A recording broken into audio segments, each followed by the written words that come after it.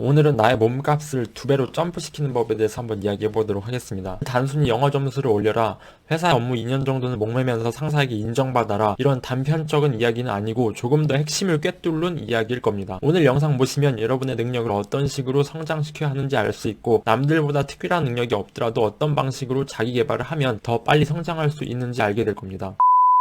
우선 몸값을 올리는 핵심은 남들이 가보지 않은 길을 경험해 보는 것입니다. 제 지인 중에는 대학생활 내내 공부는 나름대로 열심히 했지만 적성에도 맞지 않고 하는 만큼 성적이 나오지 않았던 친구가 있었습니다. 노력하는 만큼 성적이 나오지 않아서 방황도 많이 했습니다. 그런 어느 순간 누구나 하는 공부라는 길을 변경하여 졸업 직전 정육점에 취업했습니다. 거기서 도축도 하고 고기도 배우고 납품하는 일을 배우더라고요. 당시 열심히 공부해서 큰 회사 가는 게 성공하고 멋있는 거라고 생각했던 저에게는 이해가 되지 않는 부분이었습니다. 그러나 친구는 젊은 친구들이 많이 안 하는 일이기도 하고 나름 남들이 가지 않는 분야라고 생각해서 거기에 대해 배우고 그 지식을 인스타에도 올리면서 스스로를 성장시켰습니다. 그리고 현재 그 친구는 젊은 나이에 다양한 외식업체와 함께 고기 관련 사업 콜라보를 진행하기도 하고 SNS 등을 활용하여 자신만의 브랜드와 커리어를 쌓아가고 있습니다. 그리고 언젠가는 자신의 매장을 런칭하겠다고 합니다. 점점 대체될 수 없는 사람이 되어가는 게 느껴지더라고요. 만약 친구가 졸업하고 명문대생들에게 가까워지기 위해서 영어 점수를 조금 더 올리고 자격증을 몇 개 더 딴다고 해서 친구가 남들과 다른 차별점이 생겼을까요? 우리는 누구나 다 가는 길이 가장 좋은 길이라고 생각하지만 사실 그 길이 가장 경쟁자가 많고 치열한 길이라고는 생각하지 않습니다. 그렇게 우리가 몸값을 올리는 가장 효과적인 방법은 평범한 사람들이 잘 가보지 않은 분야를 경험해보는 것입니다. 그것이 성공했던 실패했던 그것은 중요하지 않습니다. 실패했더라도 자기가 왜 실패했고 이런 점을 고치면 더 좋은 결과를 낼 수 있었을 것이다 라는 노하우만 기억하고 있다면 그 길을 가고 싶어하는 누군가가 당신의 노하우와 경험을 얻기 위해 당신을 찾게 될 것이고 그것이 여러분의 가치가 될 것입니다. 그러니 남들이 다 가는 길을 따라가기 위해서 시간과 노력을 투입하는 것보다 남들이 잘 가지 않는 일을 경험하시고 그 노하우를 정리해보세요.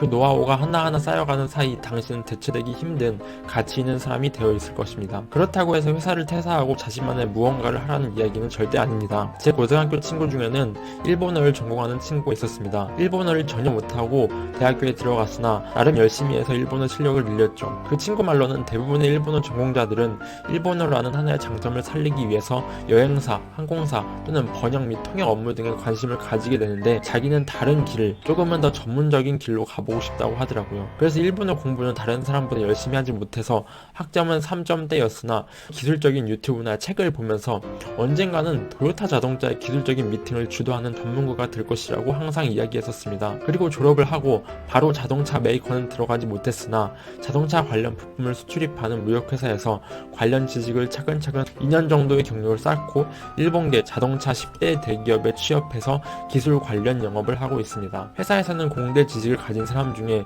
일본어를 유창하게 할 수 있는 사람이 생각보다 많지 않았고 오히려 일본어를 하면서 공학적인 지식을 가지고 있는 사람이 더 열정이 있다고 판단하여 합격을 했다고 합니다. 주변에서 남들이 하는 공부에서 조금 가지 않는 방향의 공부를 해온 덕분에 좋은 결과를 낼 수 있었죠. 현재에도 친구 말로는 자기보다 일본어를 잘하는 사람은 훨씬 이 세상에 많다고 하지만 그 가운데 공학적인 진심을 가지고 공부하려는 사람은 매우 드물다고 합니다. 그러니 우리가 회사를 다니거나 인생을 살아갈 때 중요한 것은 내가 지금 가는 길에서 조금 더 남들이 가지 않는 길에 도전하는 것입니다. 나의 몸값을 올리는 핵심 두 번째는 사람들이 나를 바라보게 만들어라 입니다. 현재 우리가 살고 있는 이 세상은 좋은 제품이나 서비스를 만드는 것만큼 그 재화를 잘 알리는 것이 무엇보다 중요한 세상입니다. 그렇기에 내가 어떠한 방법으로든 사람들이 나를 바라보게 할 수 있다면 그 자체만으로 엄청난 능력이 될 수 있을 것입니다. 그렇게 여러분이 하는 일이 어떤 일이든 간에 여러분을 바라보는 사람들을 어떻게 하면 효과적으로 늘릴 수 있을지를 고민하시기 바랍니다. 만약 여러분이 자전거 타기를 좋아하는 사람이라면 그 흥미를 풍경 좋은 자전거 코스를 정리해서